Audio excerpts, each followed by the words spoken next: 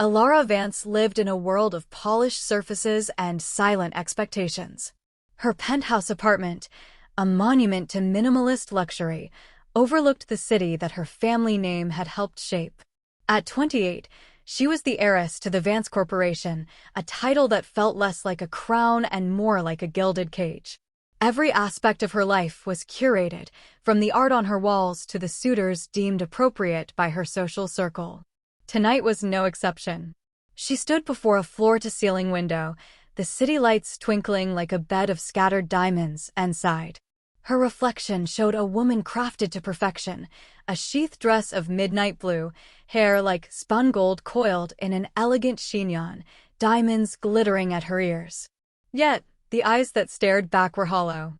The blind date had been arranged by her mother, a strategic move to merge two powerful families. Philippe Devereaux was old money, European charm, and corporate ambition all wrapped in a bespoke suit. The restaurant, Le Celeste, was the kind of place where the menus had no prices and the air smelled of truffles and old money. Philippe was everything he was supposed to be, impeccably mannered, conversationally fluent in the languages of finance and art, his smile a practiced, dazzling thing. But as the courses came and went, Alara felt a profound loneliness settle in her bones. His compliments felt like stock assessments, his gaze appraising her as a valuable asset. She was not a woman to him, she was a merger. It was on the drive home, ensconced in the plush leather silence of her chauffeured town car, that fate intervened. A sudden, violent shudder ran through the vehicle, followed by a loud, grinding clunk. The car limped to the curb, steam hissing from beneath the hood like an angry serpent. Her driver, flustered, made calls. The dealership was closed, their roadside assistance would take hours. Alara, feeling a strange stir of something akin to adventure, glanced out the window. They had broken down in a part of the city she never visited, where the neon signs were for auto parts and diners, not haute couture and galleries. And there, just a block away, was a brightly lit sign, Mason's Auto and Repair, open 24/7. Dismissing her driver's protests, Alara decided to walk. The click of her designer heels on the cracked pavement was a stark contrast to the ambient sounds of the neighborhood. The garage was a cavern of concrete and steel, smelling powerfully of oil, gasoline, and metal. Tools lay scattered on rolling carts, and the carcasses of cars were hoisted on hydraulic lifts. And in the center of it all was a man. He was rolled out from under a pickup truck on a creeper, his coveralls stained with grease, a strong, capable hand wiping sweat from his brow with the back of his wrist. He had dark, tousled hair and eyes the color of a stormy sea, which now looked at her with a mixture of surprise and assessment. This was not Philippe Devereaux. This was a different world entirely. The mechanic, whose name tag read Liam, assessed the situation with a quiet competence that was devoid of the obsequiousness Alara was accustomed to. He didn't see an heiress, he saw a stranded motorist and a mechanical problem to be solved. He listened to her driver's description of the incident, his gaze occasionally flicking to Alara, not with recognition of her name or wealth, but with a simple, human curiosity. He then grabbed a flashlight and went to inspect the town car. Alara, intrigued, followed, the absurdity of her situation, standing in a greasy garage in a $5,000 dress, not lost on her. Liam moved with an economy of motion that was mesmerizing. His hands, though smudged with grime, were precise and knowledgeable. He popped the hood, and where Alara saw only a confusing tangle of wires and metal, he saw a story. He pointed with a gloved finger, explaining in plain, unpretentious language that a serpentine belt had snapped and taken out a coolant hose. It wasn't a catastrophic failure, but it wasn't a quick fix either. The part was specialized. He wouldn't have it until the morning. As he spoke, a small, sleepy head popped out from the doorway of a cluttered office. A little girl, no more than 6, with Liam's same stormy eyes and a mop of curly brown hair, clutching a tattered teddy bear. "Daddy? Is the car sick?" she mumbled. Liam's entire demeanor transformed. The focused intensity softened into pure, unadulterated affection. He scooped her up, assuring her that he was just making the car all better, and that it was way past her bedtime. This was Liam, the single dad. The revelation struck Alara with unexpected force. This man's life was a complex, hands-on juggling act of responsibility and love, a stark contrast to the sterile, delegated upbringing she had known. While Liam settled his daughter, Maya, back onto a small cot in the office, Alara's driver secured a taxi for himself, leaving her alone in the garage. She found herself looking at the evidence of Liam's life. A child's drawing of a stick-figure family, a man, a little girl, and a dog, was taped to a tool cabinet. A thermos of what she presumed was cold coffee sat next to a lunchbox with a cartoon princess on it. There was no pretense here, only authenticity. When Liam returned, apologizing for the interruption, Alara surprised herself by saying she would wait for the taxi she'd called. She wasn't ready to go back to her silent, perfect apartment. She was, for the first time in years, genuinely interested in another person's world. The taxi was 20 minutes away. An awkward silence threatened to descend, but Liam broke it by offering her a surprisingly clean stool near his workbench and a cup of terrible, bitter coffee from a drip machine. He went back to work on the pickup truck, and Alara watched, mesmerized. There was a rhythm to his labor, a deep, ingrained knowledge that spoke of years of experience. He wasn't just replacing parts. He was diagnosing, listening, healing the machine. He explained what he was doing as he worked, not to impress her, but out of a genuine passion for his craft. He talked about torque and timing, his voice a low, steady hum that was strangely soothing. He asked her, cautiously, if she was coming from a big event. The question was so simple, so normal, that Alara found herself telling him the truth, or a heavily sanitized version of it. She mentioned a disappointing dinner, omitting the blind date, the fortune, the name Devereaux. She called it a business function.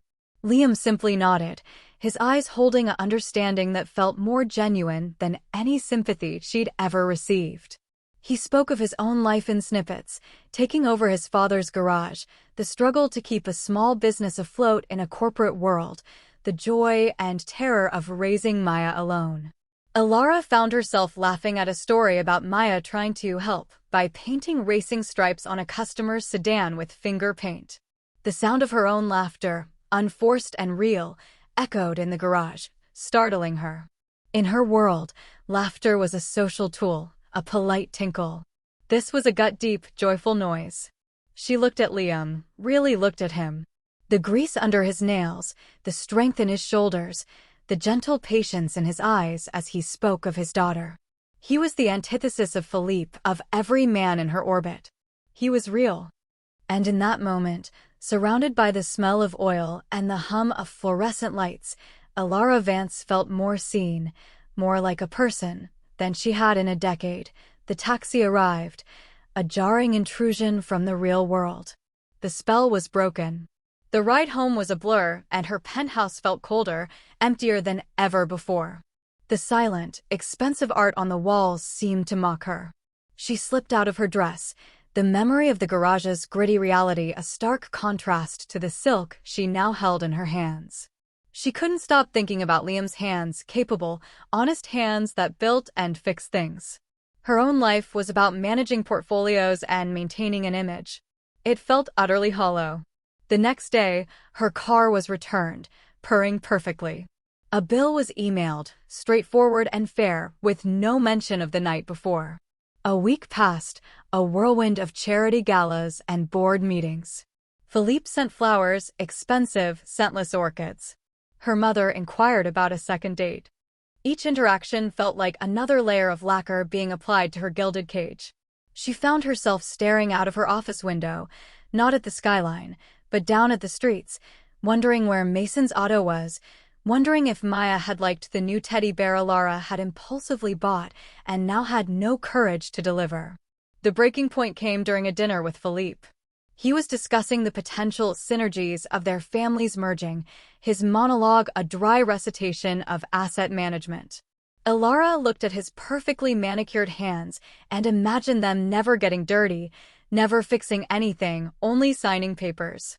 She excused herself, and in the opulent, marble lady's room, she stared at her reflection again. The hollow woman was still there, but now she had a memory of what it felt like to be full. She knew what she had to do. It was irrational, reckless, and utterly terrifying. She had to go back. She didn't take the town car. She called a regular taxi, dressed not in designer wear but in simple, dark jeans and a cashmere sweater, a compromise between her two worlds. Her heart hammered against her ribs as the taxi navigated to the familiar, slightly shabby street. The open 24/7 sign was just as bright. She saw Liam through the open bay door, this time working on a motorcycle, with Maya sitting on a stool nearby, coloring intently. Taking a deep breath, Alara stepped out of the cab.